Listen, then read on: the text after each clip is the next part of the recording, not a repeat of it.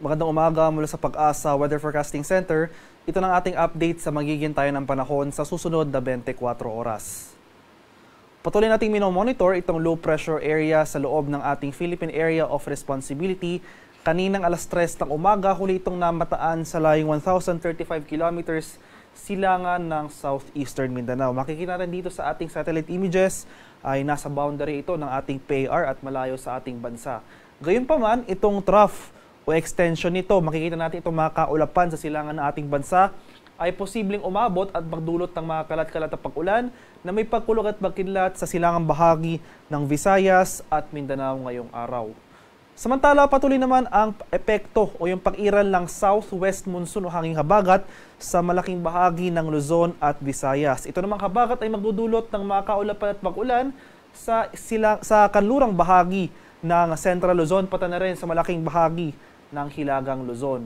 Mas maaliwalas sa panahon na ating inaasahan sa nalalabing bahagi ng ating bansa, kabilang na dyan ang Metro Manila. Gayunpaman, may tsansa pa rin tayo ng mga isolated rain showers or localized thunderstorms.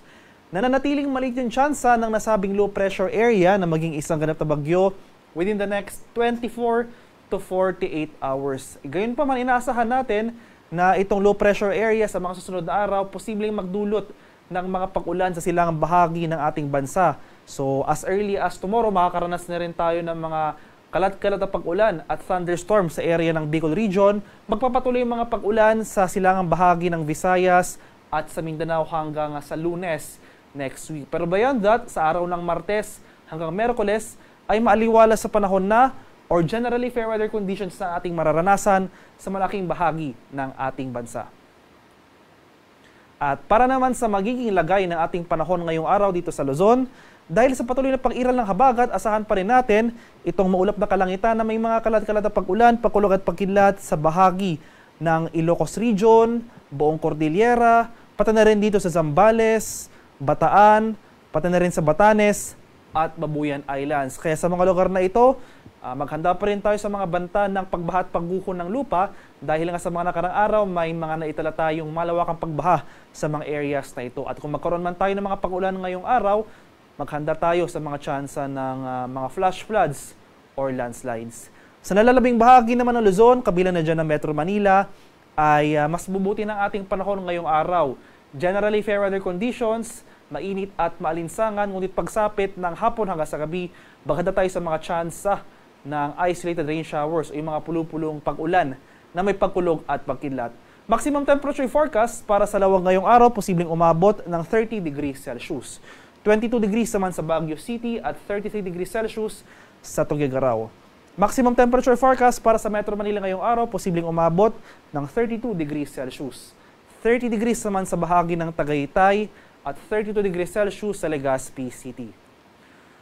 Sa mga areas naman ng Palawan, Visayas at sa Mindanao, dahil naman sa trough extension ng ating low pressure area na minomonitor sa ating area of monitoring, ay asahan natin itong mga kaulapan at mga kalat-kalat na thunderstorms sa bahagi ng silangang bahagi ng Visayas at Mindanao. Particular na sa mga areas ng Leyte, Southern Leyte, Eastern Samar, sa bahagi ng Dinagat Islands, Surigao del Norte, Surigao del Sur, at sa mga areas ng Davao Oriental. Kaya sa mga lugar na ito, maghanda rin tayo sa mga tsansa ng pagbaha at pagguho ng lupa dahil posibleng magpapatuloy itong mga kaulapan na dulot ng trough ng LPA ngayong araw.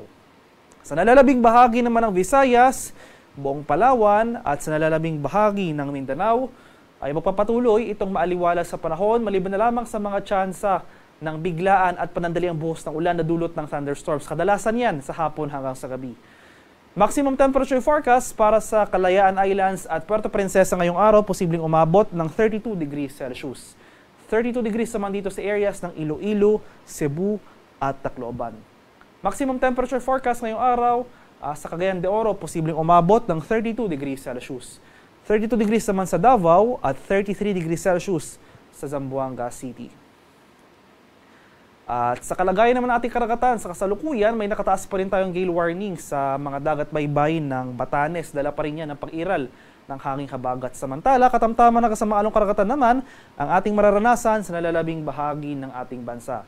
Kaya sa ating mga kababayang mangingisda at may mga maliliit na sasakyang pandagat, especially dito sa mga areas na kung saan may nakataas tayong gale warning, kung maaari ay huwag po muna tayong pumalaot dahil patuloy tayong makakaranas ng maalon hanggang sa napakaalong karagatan na dala ng southwest monsoon o yung hanging habagat. At ang haring araw dito sa Kamaynilaan ay sisikat mamayang 5:38 ng umaga at lulubog naman mamaya sa 6:27 ng hapon. At para sa karagdagang impormasyon tungkol sa ulat panahon, lalong-lalo na sa mga rainfall or thunderstorm advisory sa posibleng i-issue ng ating mga Pag-asa Regional Center sa ating mga lokalidad, ay follow kami sa aming social media accounts at DUST_Pag-asa. Mag-subscribe rin kayo sa aming YouTube channel sa DUST Pag-asa Weather Report at palagi bisitahin ang aming official website sa pag-asa.dust.gov.ph. At yan lamang po ang latest mula dito sa Pag-asa Weather Forecasting Center. Magandang umaga sa ating lahat. Ako po si Dan Villamil, nag-uulat.